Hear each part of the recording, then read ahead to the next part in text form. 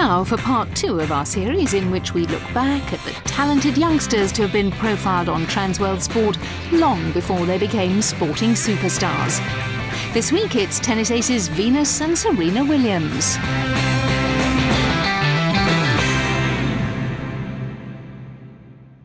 Konnichiwa. Bonjour. Hola. Hola. Hola, yeah, hola. It was November 1992 when TransWorld Sport travelled to the United States to film with 12-year-old Venus Ebony Star Williams and her 11-year-old sister Serena Jamaica. We spent the day with them at the Rick Macci Tennis Academy in Florida. Here's a question I'm sure you've been asked more than once. Yes. What do you want to be when you grow up? Tennis player. I would like to be a tennis player. If there's something else you wanted to be, what would it be? A veterinarian. I think I'd be an archaeologist. Really? Yes. What interests you about archaeology? Mostly dinosaur bones, and then after that would be Indian civilization. Pretty unusual career. If you were a tennis player, who would you want to be like? Well, I like other people to be like me. That's a good answer. Born in Compton, California, one of Los Angeles' poorest suburbs, we learned that it was their father, Richard, who started them playing tennis before they were 5. He saw sport as their ticket out of the ghetto. I had watched the tennis match on TV, and I really didn't see the match. When the match was over with, and they was giving this young lady $40,000 because she won the tournament. And I figured since I worked for $52,000 all year, and this girl make $40,000 in 4 days, I knew I was in the wrong business. Venus and Serena were the only daughters born to Richard and his wife Oracene, who married in 1980. Oracene had 3 daughters from a previous relationship. To further develop their talent, Richard moved the family to Florida so that Venus and Serena could enroll at this tennis academy. They'd been here in the Sunshine State for a year by the time we met up with them. Back then, many in the American tennis world were already aware of the potential of the Williams sisters. Venus had played 63 junior tournaments and won them all, and Serena had won 50 of her 52 competitions. What set them apart was their outstanding athleticism and power. What do you think is the best bit of your game? The best part of my game? Go ahead. You want to go? Yeah. I think it would be my return serves or my backhand. Yeah? Yes. Is that something you're working on at the moment? Yes, I was. What about you, Serena? So my backhand down line is my best shot. It's my favorite too. Is it? Yeah.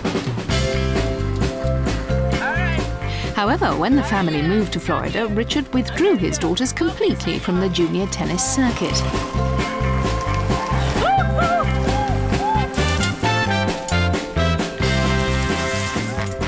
He wanted to protect his daughters from the intense competition and allow them to concentrate on their studies. He believed that some girls were entering the competitive tennis arena far too early.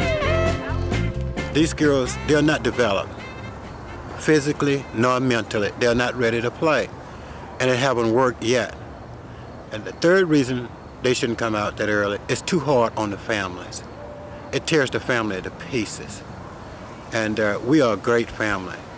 And with bringing the girls out late or later, it'll be better all around for the family, for the girls, for tennis. So in our case, we'll come out later. So at this stage in their development, tennis was limited to just practice sessions that were overseen by their father, who had this to say about 12-year-old Venus. Every champion that lives has 4 main qualities, and she has all those qualities. And you can't teach them, you have to be born with them. You have to be rough, you have to be tough, you have to be strong. And mentally, you just have to be unbelievable sound. She has every quality to be a champion, and she will be. And that's what makes Venus Venus. And Serena, it's something like a pet bulldog. She does, once she get a hold to you, she won't let go. Serena plays angles better than any woman or any man I ever seen play tennis. And she's so strong. And she hits the ball so well with her ground stroke, and her hands are just unreal. Serena will probably be a better player than Venus. That's not to compare my girls, but she will be. Sit. Rotate from the hips. This glowing view of the sisters was reinforced by the Academy's owner Rick Macci, who had previously been the coach of a young Jennifer Capriati. There's no doubt in my mind, you know, I've worked with enough good kids and pros. Both kids definitely can go as far as they want. I think the day will come that both kids might play each other in the finals of a Grand Slam. I think both of them have the capabilities to be top 5 in the world. Richard's very fortunate. It's lucky you get one in the family, but he has 2, and both the girls have that ability. Venus want to win Wimbledon. Serena want to win the U.S. Open. And when I think about that, there are times, you know, I wonder what would I do. And I know what I would do now.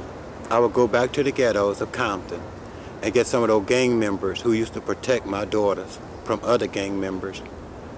And I would go get the members of the Crips and bring them to the U.S. Open and Wimbledon. And they would sit in box seats. And they would sit there and watch my daughter. And it would give so many other kids the opportunity to see that they can do it.